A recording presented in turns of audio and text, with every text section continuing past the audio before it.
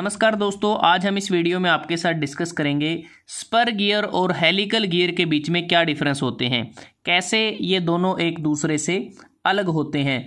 जब हम driver shaft से ड्रिवन शाफ्ट पर मोशन, टॉर्क या पावर को ट्रांसमिट करते हैं तब हमें गियर ड्राइव की आवश्यकता पड़ती है और उस गियर ड्राइव में हम दो गियर्स के टीथ को आपस में मैश करके पावर को, टॉर्क को या मोशन को ट्रांसमिट करते हैं। तो बात करते हैं कि ये दोनों गियर्स कैसे एक दूसरे से अलग हैं। कुछ फैक्टर हमने कंसीडर किए हैं जिसके आधार पर देखेंगे कि इनमें जो फंडामेंटल जो डिफरेंसेस हैं वो कौन कौन से हैं। सबसे पहले अगर हम बात करते हैं गियर टीथ की, जो स्पर गियर होता है इसमें जो गियर टीथ होते हैं वो स्ट्रेट होते हैं, क्योंकि इसका जो एक्सिस होता है उस एक्सिस के पैरेलल, जो ये गियर है इसके एक्सिस के बिल्कुल पैरेलल होते हैं। स्ट्रेट टीथ इसमें बने होते हैं और इसलिए इसे स्ट्रेट कट गियर भी कहते हैं और इसमें किसी प्रकार का हेलिक्स एंगल नहीं होता। लेकिन जो हेलिकल गियर होते हैं उसमें जो टीथ बने होते हैं वो इंक्लिनेशन पर होते हैं, किसी एंगल पर होते हैं, और जिस एंगल पर वो होते हैं गियर एक्सिस के साथ उसे हम हेलिक्स एंगल कहते हैं, जो 15 डिग्री से 25 डिग्री के बीच में हो सकता है। जो हेलिकल गियर आप देख सकते हैं वो लेफ्ट हैंड हेलिकल भी हो सकते हैं और राइट हैंड हेलिकल भी हो सकते हैं। अगर पावर ट्रांसमिशन शाफ्ट की बात करते हैं, जो स्पर गियर होता है इसके द्वारा हम जब पावर को ट्रांसमिट करते हैं तो जो शाफ्ट होती हैं वो एक दूसरे के पैरेलल होती हैं, जैसा आप इस डायग्राम में देख पा रहे हैं। और जो हेलिकल गियर होते हैं इनके प्रयोग से हम पैरेलल और नॉन पैरेलल शाफ्ट पर पावर को ट्रांसमिट कर सकते हैं। ये आपको पैरेलल शाफ्ट पे नज़र आ रहा है और यहाँ पर ये क्रॉस शाफ्ट पे हम हेलिकल गियर के द्वारा पावर को ट्रांसमिट कर सकते हैं। लाइन ऑफ कॉन्टैक्ट की अगर बात करते हैं, स्पर गियर के केस में जब भी एक गियर का टीथ दूसरे गियर के टीथ के साथ आपस में मैश करता है तो इसमें एंटायर सरफेस, जो एंटायर टीथ का सरफेस होता है वो आपस में कांटेक्ट में आता है। और लेकिन हेलिकल गियर में ऐसा नहीं होता। इसमें क्या होता है कि स्टार्टिंग में एक पॉइंट मैश करता है और उसके बाद धीरे धीरे पूरा जो फेस होता है गियर टीथ का वो आपस में मैश करता है। लोड ऑन मैटिंग टीथ, जब यहाँ पर स्टार्टिंग में ही पूरा जो एंटायर सरफेस होता है टीथ का आपस में कांटेक्ट में आ जाता है तो इस केस में इम्पैक्ट लोडिंग लगती है टीथ के ऊपर, यह सडनली लोड अप्लाई होता है। लेकिन हेलिकल गियर के केस में जो लोड है गियर टीथ पर वो धीरे धीरे ग्रेजुअली वो इंक्रीज होता है। Vibration and noise, spur gear में जैसे हमने बात किया इस पे जो लोडिंग आती है वो सडन या इम्पैक्ट लोडिंग होती है, तो जिसके कारण जो वाइब्रेशन है हाई स्पीड पर बढ़ जाती हैं और साथ में सडन लोडिंग और वाइब्रेशन होने के कारण जो ऑपरेशन होता है वो नॉइसी ऑपरेशन होता है, क्योंकि जिसमें नॉइस भी प्रोड्यूस हो जाती है। अगर हेलिकल गियर की बात करें तो इसमें जो लोड है वो धीरे धीरे ग्रेजुअली वो इंक्रीज करता है, जिसके परिणाम स्वरूप जो वाइब्रेशन है वो इसमें बहुत कम हो जाती है, मिनिमाइज हो जाती है वाइब्रेशन, और जो ऑपरेशन होता है बिल्कुल नॉइज फ्री ऑपरेशन इसमें होता है।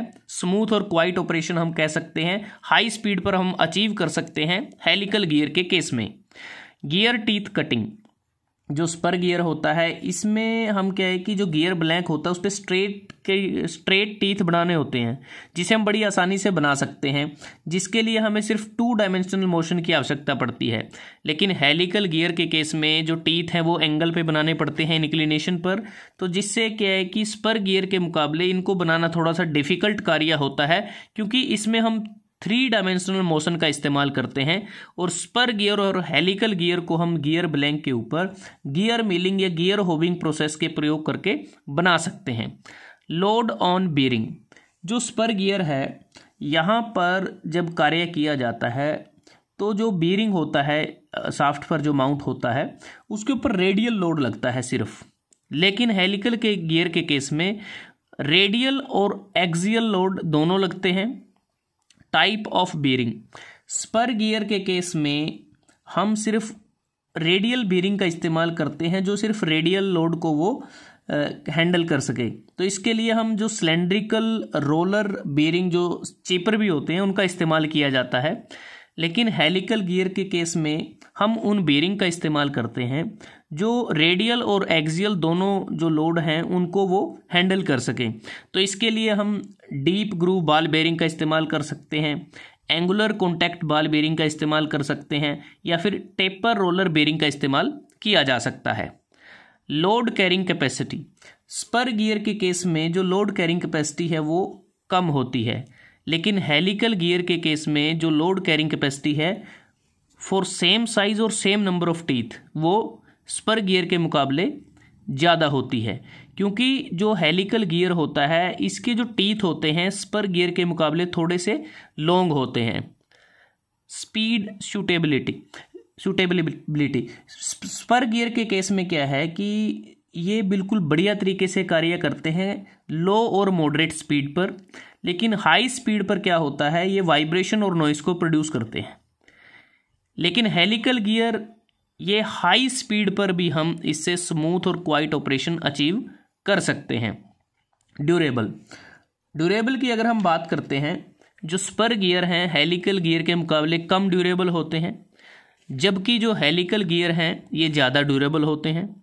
वेलोसिटी रेशो की अगर बात करते हैं, स्पर गियर के केस में जो वेलोसिटी रेशो है वो 1:1 to 1:3 के बीच में रहती है। हेलिकल गियर के केस में जो वेलोसिटी रेशो है वो 1:1 to 1:5 रहती है। लाइफ स्पैन की अगर हम बात करते हैं तो जैसा हमने बात की जो स्पर गियर हैं कम ड्यूरेबल हैं तो इनकी जो लाइफ है वो भी शॉर्ट होती है। हेलिकल गियर ज़्यादा ड्यूरेबल होते हैं तो इसलिए इनकी जो लाइफ है वो स्पर गियर के मुकाबले ज़्यादा होती है, लॉन्ग लाइफ होती है। कॉस्ट की अगर बात करें, जो कॉस्ट ऑफ मैन्युफैक्चरिंग है स्पर गियर की कम होती है, यही कारण है कि ये चीपर होते हैं, सस्ते होते हैं।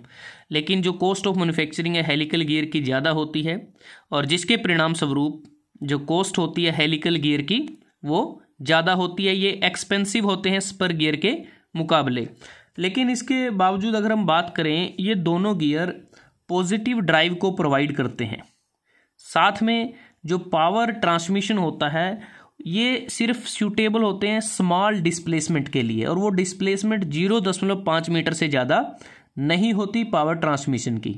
तो दोस्तों आज हमने इस वीडियो में आपके साथ डिस्कस किया स्पर गियर और स्पर गियर का इम्प्रूव्ड वर्जन जिसे हम हेलिकल गियर कहते हैं। ये दोनों गियर कैसे एक दूसरे से अलग हैं, वो कौन कौन से फैक्टर्स हैं जिसके आधार पे हम बता सकते हैं कि इनमें वो फंडामेंटल डिफरेंसेस कौन से हैं इन दोनों मैकेनिकल गियर्स के बीच में। अगर आपको ये वीडियो अच्छा लगा आप इसको लाइक कर सकते हैं, शेयर कर सकते हैं अपने दोस्तों के साथ, स्टूडेंट्स के साथ, और जल्द ही हाजिर होते हैं एक नए वीडियो के साथ। तब तक के लिए धन्यवाद। आपका दिन शुभ रहे।